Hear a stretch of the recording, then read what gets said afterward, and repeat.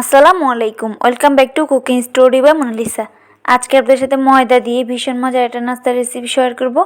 আজকের নাস্তাটা অনেক বেশি ক্রিস্পি এবং খাস্তা হবে। আশা করি আজকের রেসিপিটি আপনাদের ভালো লাগবে। রেসিপিটি ভালো লেগে থাকলে প্লিজ একটি লাইক দিয়ে দিবেন এবং আপনি যদি চ্যানেল নতুন হয়ে থাকেন অবশ্যই চ্যানেলটি সাবস্ক্রাইব করে দিবেন। প্রথমে আমি নাস্তার জন্য নিয়ে নিচ্ছি 1 কাপ ময়দা। আপনারা যারা আটা দিয়ে তৈরি করতে পারেন, তবে ময়দা দিয়ে তৈরি করলে বেশি ভালো হয়। দিয়ে দিচ্ছি 1 চিমটি লবণ, 1 চা চামচ সাদা তিল। এবার সব কিছু একসাথে খুব ভালো করে মিশিয়ে 3 চা চামচ রান্নার তেল দিয়ে দিচ্ছি। তেলটা দিয়ে খুব ভালো করে মিশিয়ে নিচ্ছি। মিশিয়ে নেওয়া হয়ে গেছে। এরকম মুষ্টি করে যদি দলা পেকে আসে তাহলে বুঝে নিতে হবে মিশিয়ে নেওয়া হয়ে গেছে। এবার অল্প অল্প করে পানি দিয়ে মিডিয়াম সফট একটা ডো তৈরি করে নিচ্ছি। ডোটা খুব বেশি সফট হবে না, একটু টাইট করে মেখে নিয়েছি। এবার ডোটা আমি ঢাকনা দিয়ে ঢেকে 10 মিনিটের জন্য রেস্টে রেখে দিচ্ছি। 10 মিনিট পর ডো থেকে 2টা সমান ভাগে লিচি কেটে একটা পাতলা রুটি বেলে নিচ্ছি।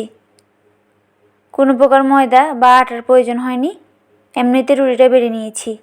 এবার চাকুর সাহায্যে মাছ বরাবর কেটে নিচ্ছি। এবার নাস্তাটা যেহেতু ছোট ছোট সাইজের তৈরি করব, তাই আমি ছোট ছোট সাইজ করেই রুটি থেকে কেটে নিচ্ছি। কেটে এবার ভাঁজ করে নিচ্ছি।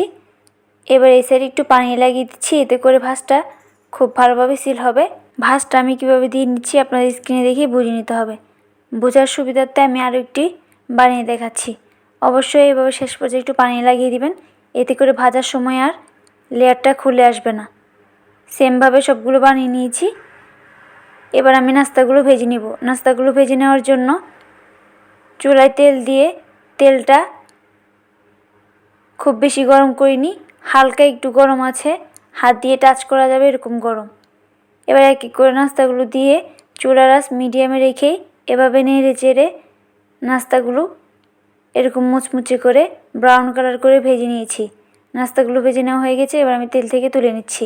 আপনারা দেখে নিশ্চয়ই বুঝতে পারছেন নাস্তাটা কতটা বেশি খাস্তা হয়েছে।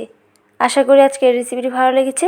রেসিপি ভালো লেগে থাকলে প্লিজ একটি লাইক দিয়ে দেবেন এবং আপনি যদি চ্যানেল নতুন হয়ে থাকেন অবশ্যই চ্যানেলটি সাবস্ক্রাইব করে দিবেন।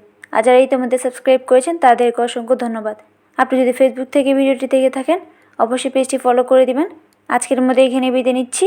দেখা হবে পরবর্তী কোনো রেসিপি নিয়ে। সে পর্যন্ত সবাই ভালো থাকবেন। আল্লাহ হাফেজ।